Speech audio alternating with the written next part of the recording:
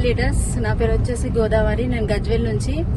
Leaders చూడండి, నేను ఇవాళ చాలా చాలా హ్యాపీగా ఉన్నాను. ఎందుకంటే మై గ్రేట్ లీడర్ గ్రేట్ డియూసీడీ మేడం సంధ్యారాణి మేడంతో గ్రేట్ అప్లైన్ సంధ్య మేడంతో నేను ఇవాళ కార్ డ్రైవింగ్ లో సంధ్య మేడం కార్ డ్రైవింగ్ చేస్తుంటే నేను సంధ్య మేడంతో నేను కూడా డ్రైవింగ్ లో ఉన్నాను.